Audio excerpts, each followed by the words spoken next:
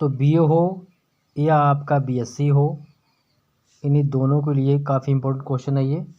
Semester 4 है आपका, ठीक है। तो 4th सेमेस्टर के लिए काफ़ी इम्पोर्टेंट क्वेश्चन है। बाकी आपको और वीडियो मिल जाएंगे, और अर्थशास्त्र का वीडियो अपलोड हो चुका है, और नहीं देखा है कोई भी है तो आप उसको देख सकते हैं। प्ले स्टोर में विजिट कीजिए, सारे वीडियो प्ले स्टोर में मिल जाएंगे।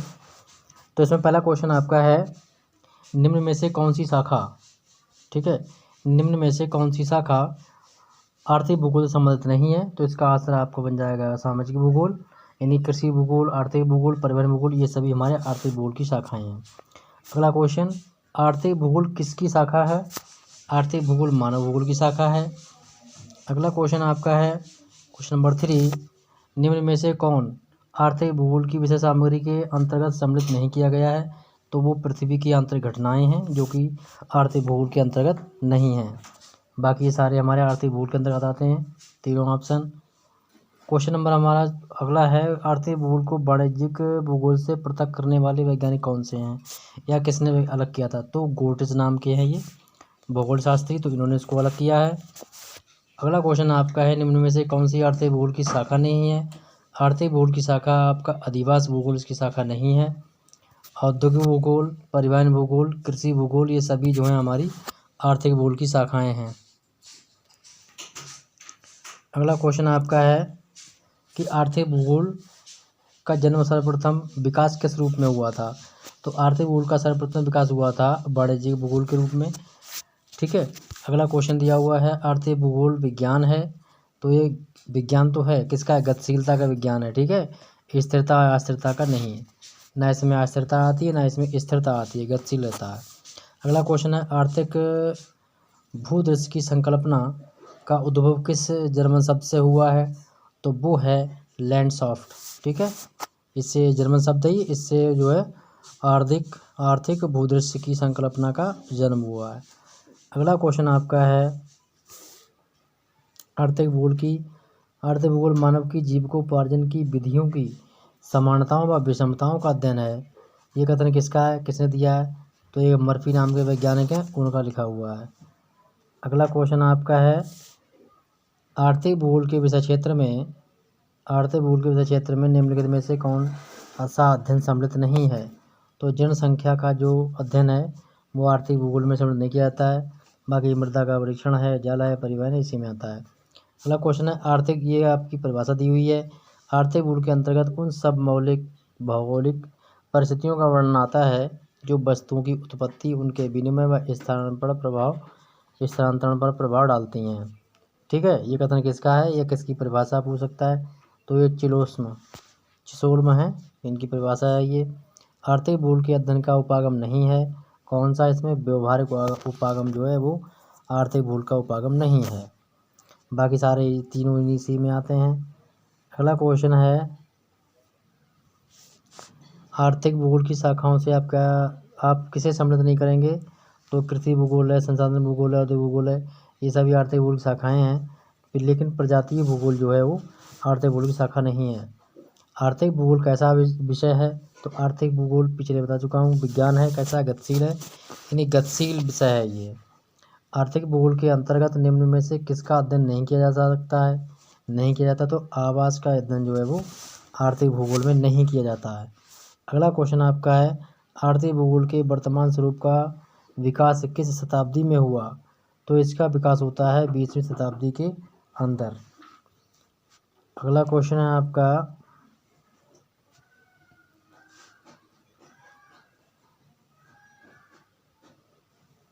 आर्थिक भूगोल को मुख्यतः कितने भागों में बांटा जाता है। तो आर्थिक 3 भागों में बांटा जाता है। आर्थिक भूगोल भूपृष्ठ के प्रभाव के संदर्भ में मानवीय क्रियाकलापों का अध्ययन करता है। ये परिभाषा किसने दी है। तो रसेल स्मिथ की परिभाषा है ये। अगला क्वेश्चन है आपका, आर्थिक भूगोल में मानव की किन क्रियाओं का अध्ययन किया जाता है। तो वो क्रिया कहलाती हैं हमारी आर्थिक क्रिया कहलाती हैं। अगला क्वेश्चन है आपका, आर्थिक भूगोल का जन्मदाता किसे कहा जाता है। Goats, in the father of economic geography goats, हवाला ठीक जाएगा।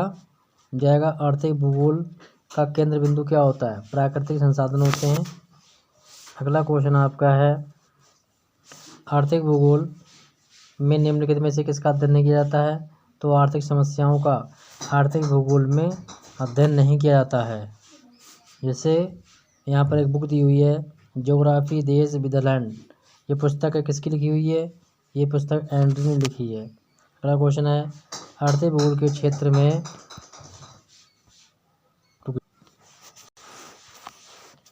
अगला क्वेश्चन है, तो इसमें आर्थिक भूगोल के क्षेत्र का तंत्र नहीं आता है, तो सामाजिक संगठन जो है वो आर्थिक भूगोल के अंतर्गत नहीं आते हैं। अगला क्वेश्चन आपका है, आर्थिक भूगोल के जनक किसको माना जाता है? तो चिसोल्म को। देखिए आधुनिक आर्थिक भूगोल का जनक कौन है? तो वो गोड्स हैं। और यहाँ पर है आधुनिक आर्थिक भूगोल का जनक है तो वो चिसोल्म का जाएगा। ठीक है, थोड़ा कन्फ्यूजन क्वेश्चन है, अच्छे से कर लेना। आर्थिक भूगोल के क्षेत्र में निम्नलिखित में से कौन सा तथ्य शामिल है? तो इसमें सारे तथ्य शामिल हैं, क्योंकि ये वह आर्थिक क्रियाओं व उसके जीविकों का अध्ययन करता है। ये मानव के भौतिक व सांस्कृतिक वातावरण का भी अध्ययन करता है। ये विश्व के विभिन्न भागों में मिलने वाले आर्थिक क्रियाकलापों, उत्पादन, वितरण, यानी उपभोग, वाणिज्य, इनका सबका अध्ययन करता है। तो सभी सही है इसमें। आर्थिक भूगोल के विषय क्षेत्र में सम्मिलित नहीं है, क्या नहीं है? प्रजातियों का वर्गीकरण इसमें सम्मिलित नहीं किया जाता है। अगला क्वेश्चन आपका है, इकोनॉमिक ज्योग्राफी ऑफ वर्ल्ड। ये पुस्तक है किसने लिखी है? तो शॉ ने लिखी है। ठीक है, निम्न से कौन सा विद्वान आर्थिक भूगोल से संबंधित नहीं है? तो जो डेविस हैं वो आर्थिक भूगोल से संबंधित नहीं है। गोड्स हैं, चिसोल्म हैं और शॉ, ये तीनों ही वैज्ञानिक आर्थिक भूगोल से संबंधित हैं और ये आर्थिक भूगोल में जाने माने वैज्ञानिक हैं। परिवहन व संचार का उत्पादन क्रिया है, कैसी क्रिया है? ये तृतीय क्रिया है ये। अगला क्वेश्चन आपका है, अर्थशास्त्र और आर्थिक भूगोल में क्या अंतर है? तो अर्थशास्त्र प्राथमिक है, आर्थिक भूगोल वर्णनात्मक है। अर्थशास्त्र में आर्थिक क्रियाओं का अध्ययन किया जाता है, जबकि आर्थिक भूगोल में स्थानीय संबंधों का अध्ययन होता है। अगला क्वेश्चन आपका है, अर्थशास्त्र मांग व पूर्ति की स्थिति बताता है, जबकि आर्थिक भूगोल स्थानों की स्थिति बताता है। तो इसमें साफ वाला आपका राइट जाएगा। अगला क्वेश्चन है, आर्थिक भूगोल की शाखा कौन सी है इसमें से? तो ये सभी आर्थिक भूगोल शाखाएं मैं पीछे आपको बता चुका हूँ। अगला क्वेश्चन है, आर्थिक भूगोल की अध्ययन विधि क्या है? तो ये क्रमबद्ध विधि है, स्थानिक विधि है, सैद्धांतिक विधि, तीनों विधियाँ आती हैं इसके अंतर्गत। इन्हीं उपरोक्त में सभी सही हो जाएगा। अगला क्वेश्चन है, आर्थिक भूगोल के प्रतिरूप को प्रभावित करते हैं, कौन कौन करता है? प्राकृतिक संसाधन होता है, मानव के गुण करते हैं, तकनीकी, तीनों चीज़ें जो है आर्थिक भूगोल के प्रतिरूप को मतलब प्रभावित करते हैं। मनुष्य के आर्थिक क्रियाकलापों का प्रभाव पड़ता है, किस पर पड़ता है?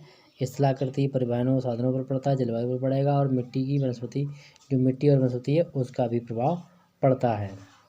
अगला क्वेश्चन आपका है, आर्थिक क्रियाकलापों का विश्लेषणात्मक एवं क्रमबद्ध अध्ययन किस विषय का प्रमुख उद्देश्य होता है? तो ये आता है आर्थिक भूगोल का उद्देश्य होता है। ठीक है, अगला क्वेश्चन आपका है, आर्थिक भूगोल मानव द्वारा भूतल के प्राकृतिक संसाधनों का दोहन से संबंधित विज्ञान है। ये किसने कहा है? तो ये उत्पादन का भी है, विनिमय का भी है और उपभोग का भी है। आर्थिक भूगोल की शाखा नहीं है इसमें, तो इसमें से एक भी मतलब आर्थिक भूगोल शाखाएं हैं, तो ये क्वेश्चन पीछे बता चुका हूँ, वहीं से आप रिपीट कर लीजिएगा। निम्नलिखित में से कौन सी क्रिया आर्थिक भूगोल के अंतर्गत किया जाता है? तो आर्थिक अध्ययन होता है, आर्थिक भूगोल के अंतर्गत आर्थिक क्रिया का किया जाता है। इसी में दूसरा पॉइंट टॉपिक हमारा है वो है विश्व के प्रदेश। ठीक है, विश्व के कृषि प्रदेश हैं, तो ये देख लेते हैं। तो पहला है, निम्न में से कौन सी बागायती कृषि नहीं है? तंबाकू जो है वो बागायती कृषि के अंदर नहीं आती है। बागायती कृषि सर्वाधिक कहाँ विकसित हुई है? तो ये इंडोनेशिया में विकसित हुई है, जो कि आपकी अफ्रीका महाद्वीप के आसपास इसकी लोकेशन मिलती है इंडोनेशिया की। अगला क्वेश्चन आपका है, और जो क्वेश्चन इसमें आपके हैं इनको मैप में अगर आप देखते हैं तो बताइएगा ये किस महाद्वीप में आते हैं। रबड़ के सर्वाधिक बाग कहाँ पाए जाते हैं? तो भूमध्यरेखीय वन प्रदेश में रबड़ के सर्वाधिक बाग पाए जाते हैं। अगला क्वेश्चन है, निम्नलिखित कौन सा होटलसी से संबंधित है? तो ये कृषि से संबंधित है, होटलसी नाम का शब्द। और निम्नलिखित में से कौन सी बागानी फसल है? तो बागानी रबड़ एक बागानी फसल है, क्योंकि बाग इसके अभी में ऊपरी क्वेश्चन आपने देखा है। स्थानांतरणशील कृषि किस प्रदेश में पाई जाती है? तो दक्षिण पश्चिम एशिया। दक्षिण पश्चिम एशिया, ये इसका मतलब क्या हुआ कि दक्षिणी एशिया हमारा भारत कहलाता है, और दक्षिणी पश्चिम एशिया में पाकिस्तान आ रहा है, अपना इंडिया आता है, और भी देश आते हैं कई सारे, तो वहाँ पर जो है स्थानांतरणशील कृषि अपनाई जाती है। अगला क्वेश्चन आपका है, निम्न में से किस देश में सहकारी कृषि अपनाई जाती है? तो ये नीदरलैंड की कृषि है ये। भारत में कौन से स्थानांतरण कृषि अपनाई जाती है? कौन से भाग में? तो उत्तर पूर्वी भाग में स्थानांतरण कृषि अपनाई जाती है। जैसा आपका उत्तराखंड हो गया, जम्मू कश्मीर हो गया, उत्तर पूर्वी पूछ रहा है तो आपके जो उत्तर प्रदेश है, और फिर आपका उधर पहुंच जाओ आप, सिक्किम है, मणिपुर, मेघालय, मिजोरम, असम, अरुणाचल प्रदेश, ये राज्य इसी में आते हैं, उत्तर पूर्वी में आते हैं। ठीक है, तो उत्तरी के राज्य और पूर्व के राज्य सभी में स्थानांतरणशील कृषि चलती है। निम्नलिखित कृषि प्रारूपों को दक्षिण एशिया की दक्षिण पूर्वी एशिया में मिलती है। यानी दक्षिण पूर्वी एशिया में खेती कौन सी तरीके की खेती मिलती है? तो वो मिलती है सघन जीवन निर्वाह कृषि मिलती है दक्षिणी और पूर्वी एशिया में। अगला क्वेश्चन आपका है, सघन जीवन निर्वाह कृषि किन की विशेषता क्या है? विशेषता है अधिक जनसंख्या घनत्व और निम्न जीवन स्तर का तकनीकी का आदान। ठीक है। अगला क्वेश्चन आपका है, निम्न में से कौन सा मुख्यतः गहन कृषि करता है? कौन सा गहन कृषि करता है? तो गहन निर्वाह कृषि करता है मानसून एशिया। अगला क्वेश्चन आपका है, निम्न में से किस विद्वान ने संयोजन के आधार पर कृषि प्रदेशों को विभाजित किया है? तो वो आपके हैं बीबर। ठीक है, बीबर, ये सवाल ऑप्शन हट जाएगा आपका। अगला है, किस कृषि भूमि के एक भाग में वर्ष की सबसे अधिक फसलें प्राप्त की जाती हैं? तो ये है गहन निर्वाह कृषि, इसमें सर्वाधिक फसलें होती हैं एक साल में। सर्वप्रथम कृषि प्रदेशों का विश्व वर्गीय स्तर पर वर्गीकरण करने वाले कौन है? किसने वर्गीकरण किया था? तो होटलेसी ने वर्गीकरण किया है सर्वप्रथम कृषि प्रदेशों का विश्व वर्गीकरण के आधार पर, विश्व के आधार पर।